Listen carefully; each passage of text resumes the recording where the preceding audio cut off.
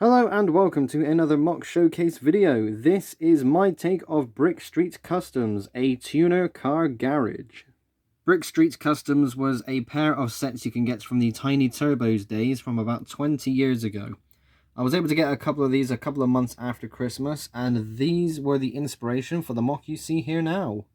The first element for this garage is the office. I wanted to try and make an office for the previous garage I made, but there wasn't really any space for that one. Thanks to the arrangement of the sets, I was able to make this work.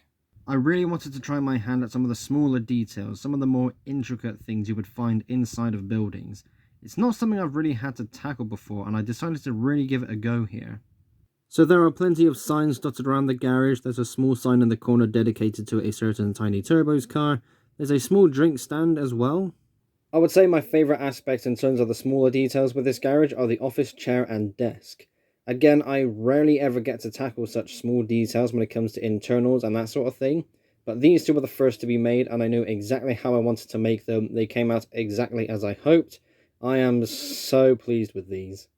So there are plenty of signs dotted around as mentioned earlier. I wanted to try and keep as much stuff from the original sets as possible. In particular, these custom car pieces here. 2 spoilers and a car engine. I loved how these were on show just in a window, like a little showroom piece. It was a really cool thing I wanted to try and implement on the garage here.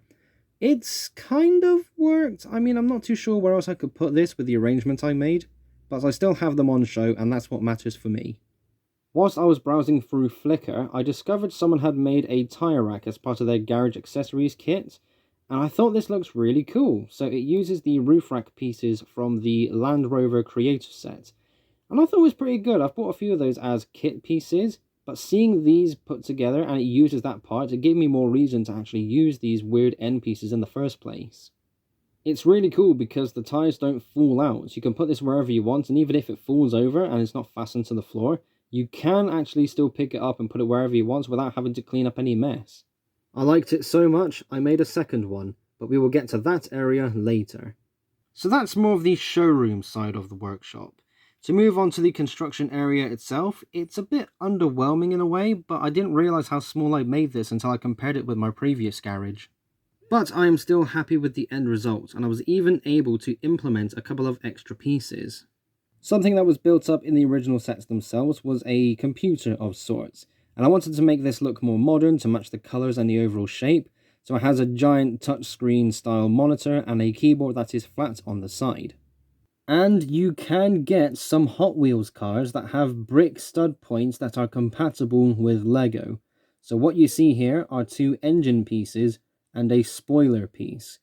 That is so cool, but I haven't been able to implement them on any cars. The engine's more so, the spoiler is too tiny, but the engines look wicked.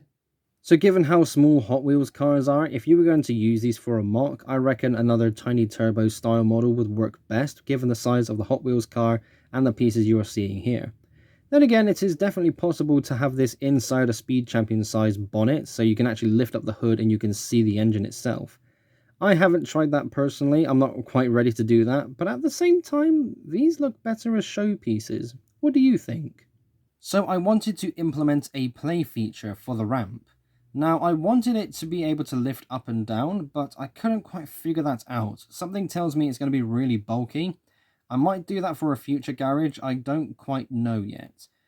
But for this, I decided I'm going to make it swivel instead. As you can see, the actual showroom floor is quite small. In fact, it's actually half the size of my previous garage. So I decided to make this swivel to make it easier for me to put the cars in and out of the garage. And speaking of cars, with the original garage sets, there is a Brick Street Customs employee car, so to say. So I made a Speed Champion size version of that very car. Lucky for me, the stickers were still clean. So the car itself looks much nicer with all these clean stickers on. It's one of the more simpler cars I've made, but it's definitely a keeper because it's now linked to the garage itself. It's awesome.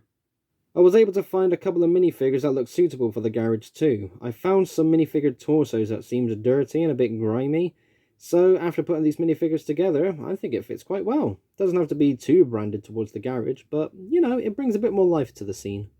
And the third part of this garage is the attached petrol station and charging centre. So the roof of the petrol station can be easily removed. It only sits on 2 pillars and there are no stud points. Once again, this takes a lot of inspiration from the original set itself.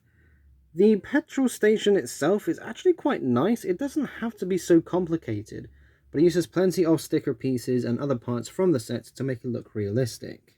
So this is quite simple, but I like it. The only change I'd really make is to replace that 2x2 grey tile with a proper printed screen of sorts. I'll look into that one day. And here we have 2 silos containing all the petrol, powered by octane of course. So whilst many car fans are not keen on electric cars, I still wanted to have some kind of representation. So this is my solar-powered charging pillar.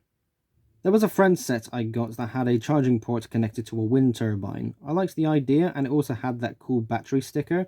So yeah, this all came together rather simply, to be honest. This little stand comes from the Lego City electric car set, and it was a cool little thing. I didn't want to scrap it because it had a few odd colours on it, so I added a couple of cylinders next to this, and it is now a tyre station. And that is Brick Street Customs. Thank you everyone so much for watching. This garage will be the set piece for my second series of Streets Racers, so make sure you tune in for that.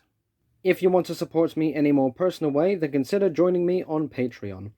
Otherwise, that is the end of the video. Thank you all ever so much for watching, and I shall see you all in the next episode. Bye bye.